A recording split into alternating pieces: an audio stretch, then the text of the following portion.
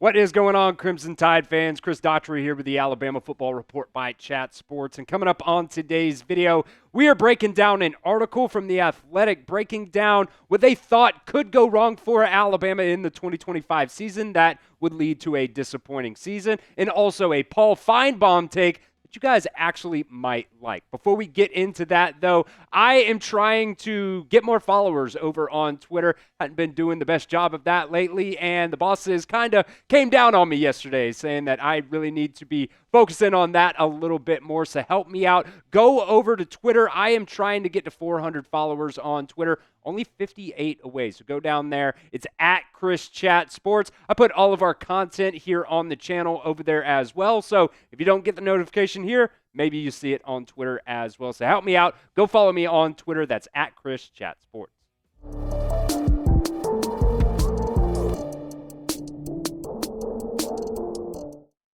All right, first up on today's show, The Athletic's Ralph Russo broke down what he thought could lead to a disappointing season for Alabama, and really, what just Alabama? He did the entire top 25, but we're just going to focus on the Alabama part of it here. And I'll be honest, I feel like to kind of half-ass this one when it comes to Alabama. We'll go into my thoughts here in just a second, but I want to give you the full breakdown on what Ralph Russo had to say, what could lead to a disappointing season here for the Crimson Tide, saying Ty Simpson reportedly has earned the week one starting spot, but if the old saying about having multiple quarterbacks means that you have none applies here, Kalen DeBoer's second season in Tuscaloosa could be similar to the first.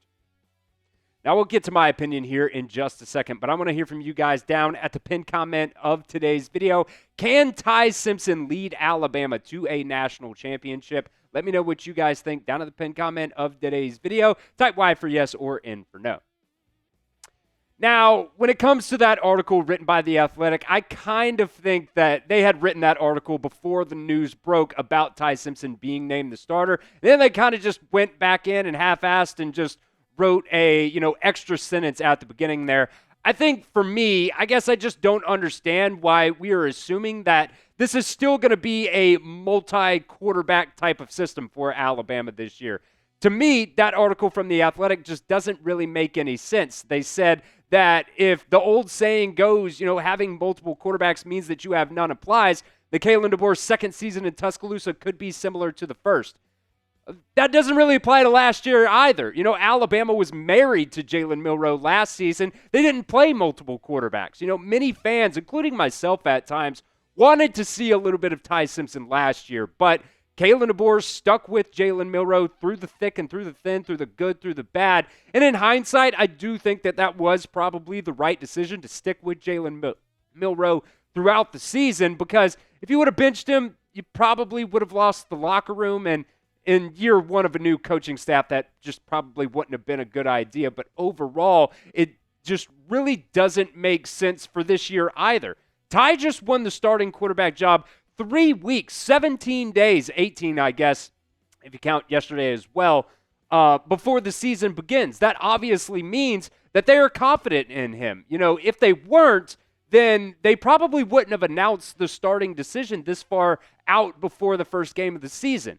And if you've been following Alabama football since spring practice, it has been pretty clear since spring practice that Ty Simpson has been the leader in that room for, since the season ended last year. So this notion that Alabama might have to go through multiple quarterbacks this season, I think is kind of a ridiculous take by The Athletic, because there are plenty of other things that they could have pointed out to why this season could lead to a disappointment. They could have simply said that Ty Simpson isn't good. That would definitely lead to a disappointing season. They could have said that the offensive line isn't going to live up to expectations. They could have said, the pass rush isn't improved from last year. They could have said the run game isn't what it's going to be hyped up to be. So I think there are plenty of things that they could have pointed out in this article other than, man, if Alabama has to play multiple quarterbacks again, they might be in trouble, because last year, they didn't play multiple quarterbacks anyways. To me, just seems like they kind of half-assed their reasoning here for Alabama, or,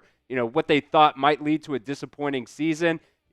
like I said a minute ago, it's kind of like they wrote the article the other day, and then they were kind of surprised that Ty Simpson was actually named the starter this early, so they had to go back and add an extra sentence to the front end of things. I think the first year, there's also this narrative of the first-year starting quarterback. Not saying the Athletic made this argument, but, since Ty has been named the starter, I have seen this out there on social media, and I think a lot of fan bases, including us as Alabama fans, fall victim to this first-year starting quarterback narrative. Everybody wants to have an experienced quarterback, and for good reason. But sometimes there's this thought process of, neither guy is experienced, so let's just go with a younger guy, Russo, for example, and, so he can have some experience this season going into next season. I think that kind of is this, to use like a little bit of a metaphor here, I think we tend to look past the cute blonde girl or the cute brunette girl with glasses because there's just a hot blonde standing behind her, but the cute brunette is the one that's actually wife material, and the blonde is out here doing other things that you don't really want your wife to be doing.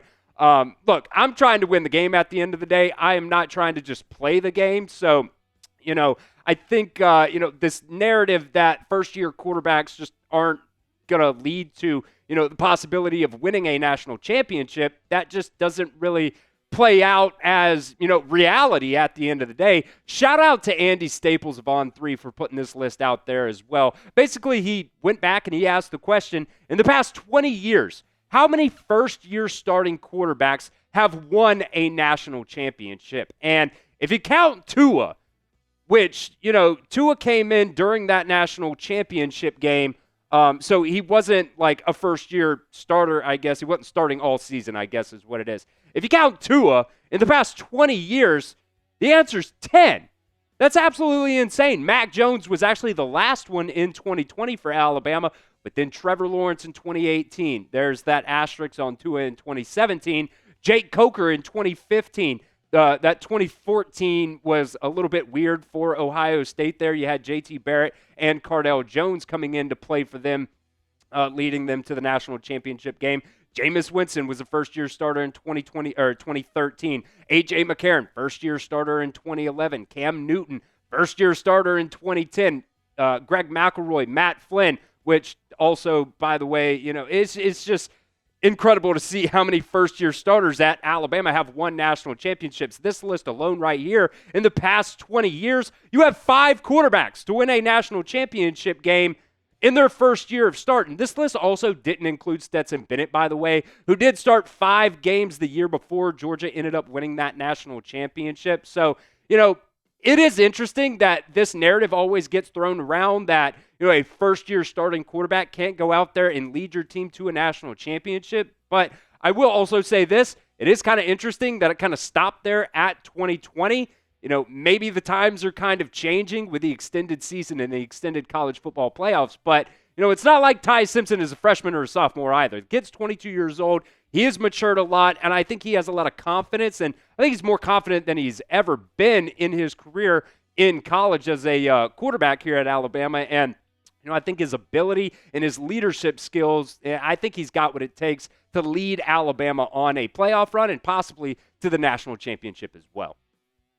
All right, we'll continue on here with that Paul Finebaum take that you might like here in just a second. But you guys can get this Alabama jacket today. It is a massive, massive sale right now. It was $130. It is still on sale right now for only $58. So I know it's still a little bit warm right now, but once it gets a little bit chillier, you're going to want a new Alabama jacket, and it might be full price by the time it actually gets cold again. So just go to chatsports.com/Bama full zip, because it is a full zip. It's not that quarter zip that we've been pushing as well. Also got a little nice, little pocket right there, whether you want to put your wallet or your phone or your Zen cans, whatever you guys want, you can put it in that pocket as well. It is on sale, a massive sale right now for just $58, originally $130. I'll put that link down at the pinned comment of today's video, so you can just go down there and click on that if you're interested. It's also going to be in the third paragraph of the description of today's video as well.